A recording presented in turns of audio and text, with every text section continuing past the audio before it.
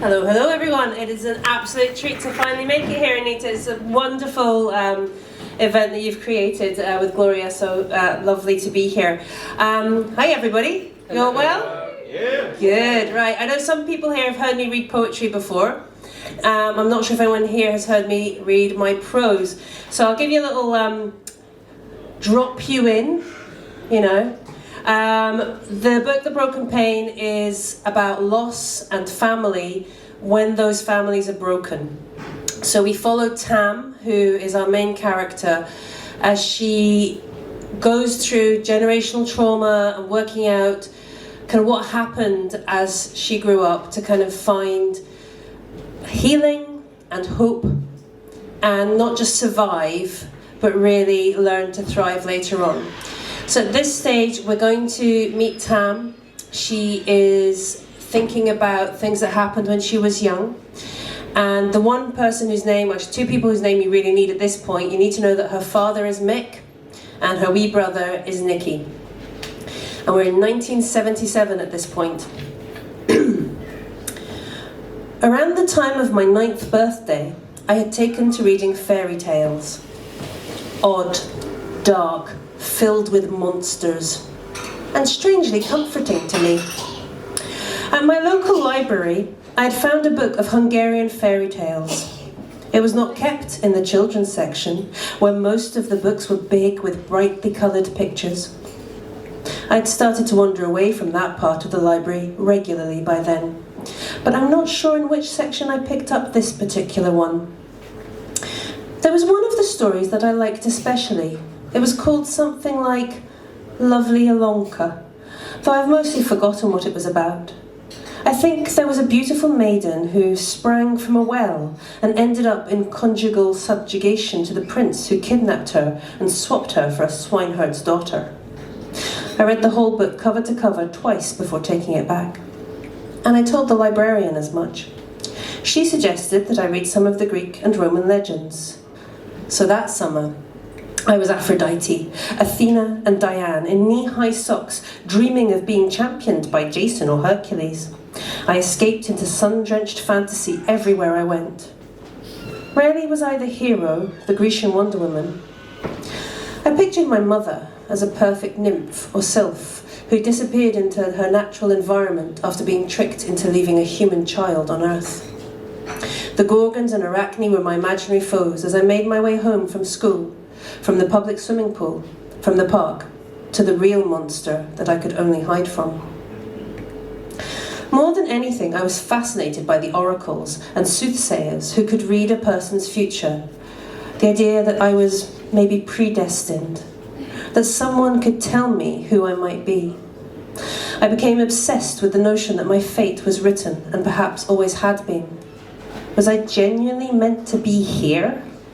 With this life? In this place? When I was by myself, I always thought that unlike so many of my friends, I was a changeling. I knew that no one in my immediate circle was going to be able to inform me about this, whether I was living out the right destiny. The closest to an oracle in our tenement was old Mrs. Pollock upstairs, who fed the pigeons on the walkway, had several cats, and often spoke about things as though they were going to happen. You're going to get hurt if you keep playing here.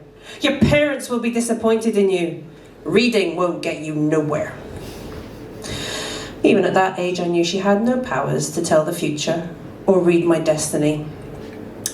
Looking back, I desperately wanted some magic in my life, a bit of sparkle, some sort of mysticism. Not that I knew the word then. In the evenings when Mick was out, which was most evenings those days, I would tell these stories to Nicky. We would lie in bed together, take a torch under the covers. We'd make a sort of nest, and I would tell him about what I'd read. I embroidered details with my own imagination. I told him of the Argonauts, the tasks of Hercules, all the gods and demigods of Olympus, and his wee round face would light up, fascinated by these heroes of old, destined to greatness from birth. He especially loved the oracles too. Eventually his breath would change and he would be asleep. I always stroked his head and kissed his cheek before going back to my own room. It was just the two of us, alone in the flat, in the world, a tiny team of two. By day, things were different. We left for school together, joining our friends as we walked along. We might have seen each other briefly at lunchtime and ignored each other as siblings do. On the way home, Nicky played football in the park and I stopped at the library. It wasn't until he sat down to eat whatever I'd cobbled together for our tea that we would speak to each other. And we never asked if we'd seen Dad. My 9th birthday rolled around. It had been a warm morning, and by late afternoon, dull clouds were starting to gather. Nicky was wearing navy blue shorts, a brown wool sweater over his shirt, one sock pulled up to his knee, and the other slipped all the way down to the top of his plimsoll. He looked dirty, as though he'd been out all day. He was usually out, which was usual at the weekend. It was better than being at home, as Dad, was out of work again. He would not have had lunch either, but then being at home was no guarantee of that when Mick was there. Tam, come quick, I've got something for you. He'd found something, thought of me and come straight to find me. I was sitting in my usual spot, at the top of the stairs in our building, where the sunlight often pooled in the mornings and warmed the walls. It was a great spot to sit and read quietly. I stood up and patted the dust off my bottom. I don't know, Nicky, is this thing far? Yes, no, not really. Just behind the park, in the bushes at the back. Nicky, what is it? It's a surprise. I sighed. My concentration had taken wing and flown from the pages anyway. Okay, let's go. I followed him as he walked down the stairs, turning left at the bottom, along the pavement, across the small car park and the tiny patch of grass. The grass was always longer at the edge of the park and it felt cool against my bare legs. I've nursed some memories more than others, and this detail, stroking my limbs, brings it back with such vivacity. We kept on running for no reason. There was no urgency. He ran because he was excited, and I ran because he did, and we ran because we could. We raced right across the park, edging the football game that was in progress at one end, going around the jumper goalposts. On the other side of the green, there was a copse that ran alongside a track and edged the park towards the canal. As we got towards the trees, Nicky slowed down. He came to a halt, bent forward and put his hands on his knees and took a few big gulps of air. I staggered about dramatically, pretending to catch my breath, gently mocking him. He looked up at me and grinned through his big blonde mop of hair, blue eyes twinkling. It's here, Tam, it's here. What's here? Where? I grinned back at him and suddenly he was on the go again, dashing into the undergrowth. He emerged with a triumphant grin and a stick and darted a couple of steps ahead. I hung back a bit before straightening out and walking up to him. He was poking something on the ground. Look! It's an oracle! Tam! I found an oracle! As I got closer, I wondered what it was that he could possibly have found and taken to be an oracle. I looked towards what he'd been prodding with the stick. It was a dead pigeon. It was lying face up on the ground, wings stretched open on either side as though it had hoped to take flight one last time. An animal had ripped open the stomach cavity and a few entrails like pig spaghetti had spilt out. There were small, wriggly white things in this gruesome spaghetti. Maggots like the vingrated cheese. Nicky prodded the pigeon again. The maggots wriggled as the entrails were moved. Will it tell us the future? Tam, can you make it tell us the future? Prod. If I asked it the future, I tried and it wouldn't tell me anything. Can you ask it? Maybe the Noracle will listen to you, Tam. In Greece, they asked the pigeon stomachs the future, didn't they? Tam? Tam? Come back, Tam!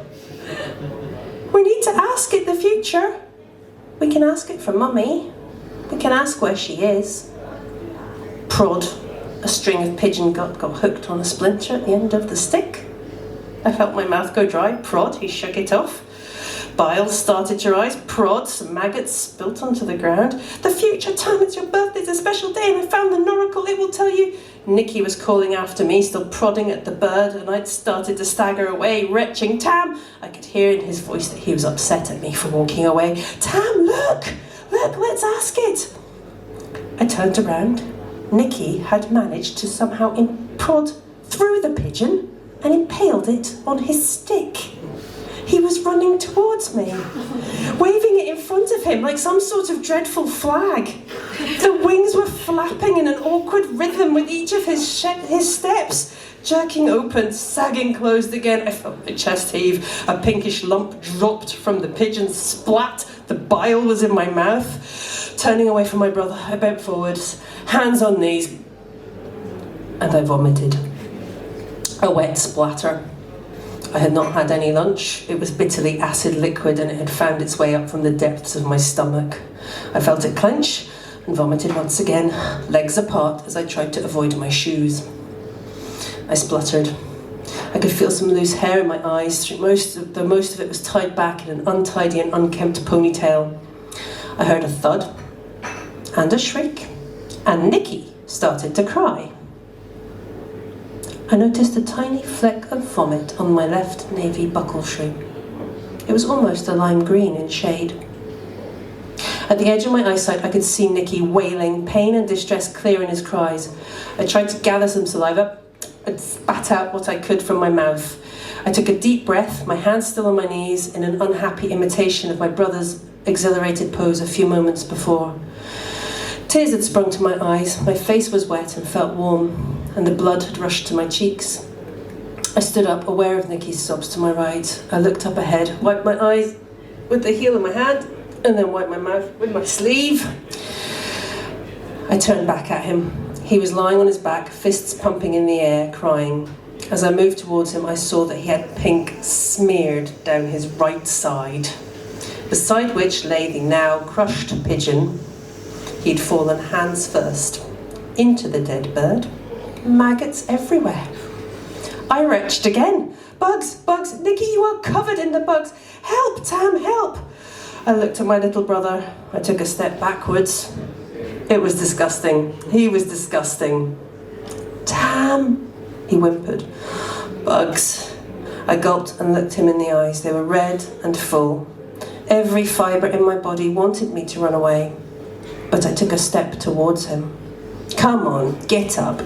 You're not really hurt. You're covered in stinky dead pigeon and bugs. It'll wash off, but we need to get home straight away. I closed the space between us. I held out my hand. Do you think Dad will be angry? I don't know, Nicky. You know what he's like, but we need to get you clean. Now, give me your hand. No, not that one, bugs! I took his left hand in my right one, and did my best to smile down at him. We started our walk back across the park. Hey, Tam, you called me Bugs. What? Now, after you threw up, you called me Bugs. I like it. Bugs? Well, you're bugging me. That's what I say. So I think you are Bugs.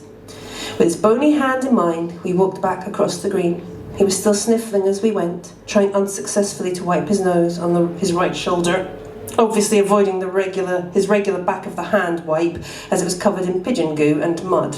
He held his offending hand at a strange angle out from his sides as though he was trying to leave it behind.